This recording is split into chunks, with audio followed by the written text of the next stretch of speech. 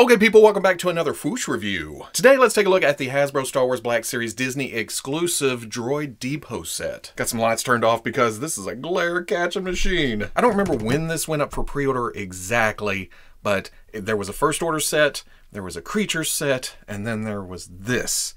And I received this yesterday, and none of the others yet. One at a time, it allows me to savor, well, okay. There's a lot of leftovers here. A lot of rehashed sculpt, some new paint, new pieces, but let's admit it. The pit droid is the main draw for this set. It's so shadowy. I feel like we're meeting in a back alley. Hey, want a Droid Depot set? But looking at the package, very nice artwork. I may keep this box front. Well, it'd be nice if it wasn't for this warning, choking hazard, small parts. Don't put them in your mouth. On the side, Industrial Automation, Astromech Droids, the name of all the droids, some Arbish. On the back, I'm gonna have to get some light on this. Glare! Oh look, we can make it Tatooine. There's two suns. Here are the bios for each character. Another set of warnings, this time in all kinds of languages. The other side, a lot of white. Droid Depot, some more Arbish, lots of Arbish running around, whatever the hell this is. Is this another Galaxy's Edge type thing that I wouldn't know about because I've never been there? On the top, nice framing with Droid Depot right in the middle. On bottom, lots of white, legalese, barcode. Then there is a opening flap to give you, well, the same artwork, different order, explaining what the Droid Depot is. And then of course some clear plastic show all the figures in the set. What's gonna be the easiest way to get in here? Right through the top. There's a piece of tape. Oh, a couple pieces of tape. Good grief, we get it. You don't want them falling out in the package. Let's see. There we go. Let's start off with the Battle Droid because honestly, I cannot see any differences between it and previous Battle Droid releases. Which I make sound like it's a bad thing, but it's not. It's a troop builder. It's a grand army builder. I guess I'm disappointed in the missed opportunity because they could have put a yellow dot or rank or something to change it up slightly. Now there may be minuscule differences, maybe in the shade of the silvers or slight placement adjustments for the dirt and the grime, but it's not much. As far as I can tell, they hit everything the same. You know, with the clones or the stormtroopers, figure to figure, or well, release to release, I guess. Sometimes the dirt moves or it's a different shape. Not here. Again, I do not mind getting a Battle Droid, and if nothing else, it gives me a chance to customize a little. Man, I would have liked to just, out of the box, here's a different droid. But it is a nice representation of the Battle Droid. The sculpting is all nice and crisp. Some parts that could be thinner, but the designs from the movie weren't really meant to work in the real world. Even at 1/1 scale, much less 1/12 scale, well, okay, it's gonna stand. I haven't moved around the articulation yet, but the more actiony the pose, the more trouble I have keeping them standing on my display. Speaking of articulation, and it's been a while since I've messed with the Battle Droid, so I may miss something. There's a hinge back here. Ball joint going up into the skull. Way up, way down, some tilt. The ball joint does give you some rotation, but it doesn't seem to want to, well, maybe it will go all the way around if you force it, but it seems to click. Then down where the neck goes into the body, there's another hinge, goes back, goes forward. Lucky you. And then that extends out for the fold-up feature, which we'll look at in a minute. Because that bar is round, it also gives rotation down there. Swivel here to allow the arm to go all the way around. And then there's a cutout on that to allow the hinge at the shoulder to go all the way up. That also turns on the outside of that assembly, so you have to get that lined up, and then you can bring the arm up further. Maybe it's better to have it hidden behind the arm. Swivel at the bicep, hinge at the elbow that goes to there, hinge at the wrist, and then a swivel on the outside of that. Tricky at the torso because these bars come up and attach to the side, but those are slotted. So the ball joint going up the middle, you do have slight tilt, some forward, and well, it hits on the back. Ball joint at the hip comes forward, goes back, just slight in and out. Knee joint gives you all the way up here, and there is a split in the back of the calf, so that can go all the way together. Droid ass getting kicked. Hinge at the ankle goes all the way back, all the way forward. Some forward-facing pin for rocker. Oh, and one bit of articulation that I nearly forgot about.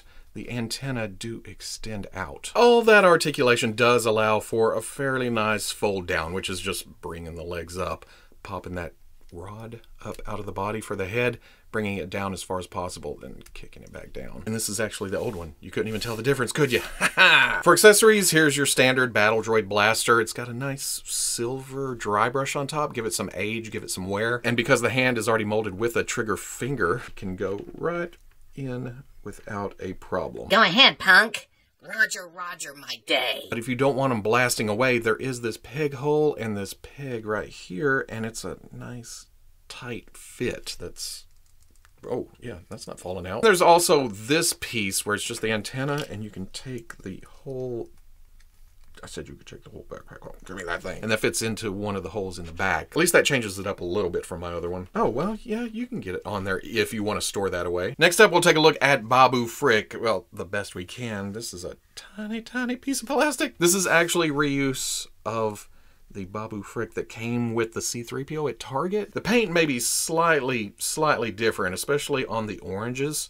The new one is a bit browner. But other than that, pretty much the same. There's some silver here on the arm, maybe a tool belt on the back. I'm just guessing at this because looking at this in person, I can't see shit. And then on the left side again with the silver on the arm. I also noticed that right out of the package, and I can say that because I just opened this package for the C-3PO one, the legs are a bit straighter. The feet are flatter on the ground. On the new one, the feet are spread out. I'm sure if I hit that with some heat, it would level out. Other than that, it's a tiny, tiny little figure. Going over articulation the best I can, you can probably read my fingerprints for FBI purposes at this scale. There is a ball joint at the shoulder, can go out, back, forward, can spin the arm a bit on that ball joint. Waist swivel, I guess for some twist action. And the goggles are on pegs that you can bring down so he can do some welding, some work on some droids or something. And that's about it. Which brings us to K7R1, because the overall sculpt is obviously K2SO from Rogue One. But this has a lot more obvious paint changes, like this design work put on the chest and up here at the head, whatever those mean. Got some wear and tear, some rubbing here on the upper leg, and that same kind of damage up here on the shoulder. And it's so good that I actually thought this was, I thought I'd messed something up when I brought it out of the package. The sculpted detail at the robot crotch is painted silver on the new one, and not so much here, but K2SO has some different wear. I like that. Also up here at the shoulder, the paint's just rubbed off. You can see the metal underneath. Different color to the arms. It doesn't have these silver bars up here, but there's a tannish khaki, kind of gray, brown. I'm just naming all the colors until I get one right. That way nobody can correct me. Brighter silver at the wrist joint, and that's the same down at the knees and the ankles, which was always my favorite thing about the K2SO figure. The clear joints used inside the elbows and the knees and the ankles. In the movie, that was just empty space, and they replicated that the best they could in toy form. There's also a difference to the eyes. K7R1 has these black dots inside, and K2SO doesn't have those. But this is also the very first release. I don't have the updated Rogue One repacks with the photo reel on the human characters. I don't know if they changed that for the new release of him or they did some kind of changes. And I've always liked this droid design. The elongated legs, the kind of scary look to it, almost a skull up on top. It's just a nice divergence from humans in droid bodies or, you know, costumes. Going over articulation, there is a ball joint up at the top of the neck and then a ball joint going down into the body. With that, arm is pegged, so rotates all the way around, hinges out, swivel right above the elbow, and then that hinges up to 90 and, well, back this way too to 90. There's also a swivel below the elbow so you can come here, here, and then rotate. Also rotation at the wrist. So that just spins.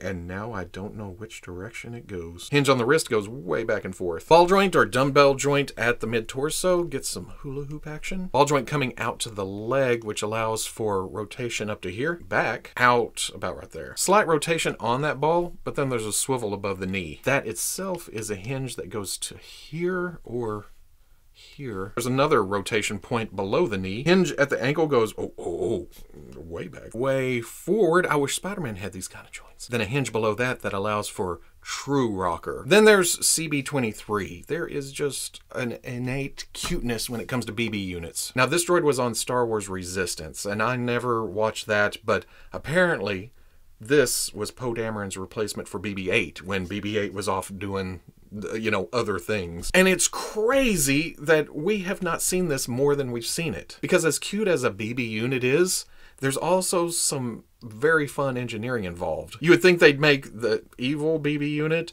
or just random ones we've seen or whatever. I think Bandai made 4 different versions, and I'd be happy with all of those in Black Series. The body is reuse of good old BB-8. It's the same sculpt, different positions all the way around, and the sides and the bottom, but then a different head sculpt, which totally works. But like I said, there is a fun factor here because Hasbro made this kind of a weeble wobble. You put it down and it should fall over, but it keeps it going. It's on a dumbbell joint where you can put the head in different positions on top, but for the most part, it helps you compensate for different displays. Like if your shelf is slightly crooked or there's an angle to it, if it's leaning, you can take it, bring the head back over this way, and keep moving it around until it centers up on your shelf. I mean, there's something fun about this too. Just wow! Especially if you're wanting some action shots of it, because you can just throw it in there. Oh.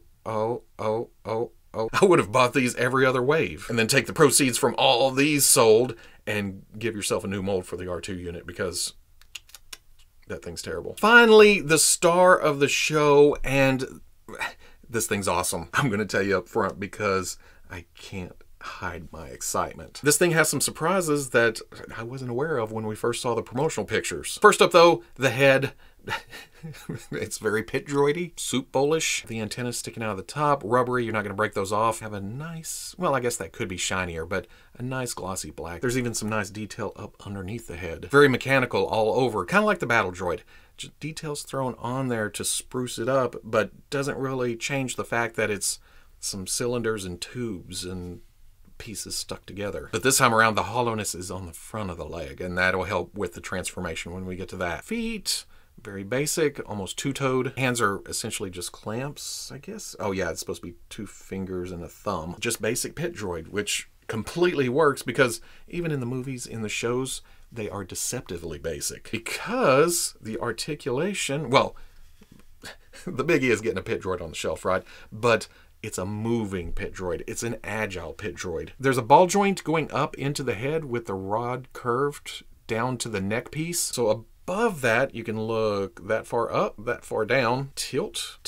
Because it's a ball joint, there is rotation there, but it seems to click into positions like the Battle Droid. Maybe that's just the studs on the, oh yeah, maybe. Then there's a hinge at the bottom of the neck that gives you to here and to here. Actually a ball joint at the shoulder, and you can see the cutout right there to allow for this. And there's even a little bit of forward and back. Ball means that the arm can rotate all the way around. Beyond that, at the shoulder, there's a pin going down into the arm, so that swivels at that point. There's a hinge at the elbow, but then there's another hinge below. And at first, it would only go this way, and I was disappointed. I thought the arms were on backwards, but it actually goes this way. Pit droids have double jointed elbows. A swivel at the wrist. Getting to the mid-torso can be confusing when you first get it out of the package too, because there's obviously a pin right there that hinges forward all the way back. But when you go all the way back, this looks like it rotates this way too for some tilt, but it doesn't. But there's a cut right below that for a waist swivel. At the hips, there is a ball joint going out to that. You can go back a bit, forward, out. And then there's also a swivel below the hip. Down at the knee, there is a hinge. Goes back this far, goes forwards, up into itself. Hinge at the ankle goes all the way back, most of the way forward. And then yes, there is a forward-facing pin for rocker. Folding it down, it's not as clean as what we see in the shows and movies, but hey, it's a valiant effort. Bring this here and fold down and try to get as crunchy as possible. Arms, fold them back, put them under the hat. Like I said, it's not crunched enough, but it's compact. But the big thing is it's damn articulated for what it is. That is actually way easier to stand than the Battle Droid. I don't know if it's because of the foot to body ratio or the flatness of these feet. Size-wise, the Battle Droid stands at about 6.5 to the top of the head. K7R1 is about 7 5/16. CB23 is about 2 1/8 to the top of the dome, and then 2 3/4 to the top of the antenna. Babu Frick is an inch exact, actually. And then the Pit Droid is 3 1/4, 3 7/8 to the top of the dome, and 4 1/2 to the top of the antenna, which looks great next to other Black Series figures like the Stormtrooper version 1 and, well, the Mandalorian version 1. So at the end of the day, as a whole, not a bad set. Going through real quick, coming around. Already have. Happy? Definitely happy. I need more. But the big thing here is the price, and when you factor that, this set was $75.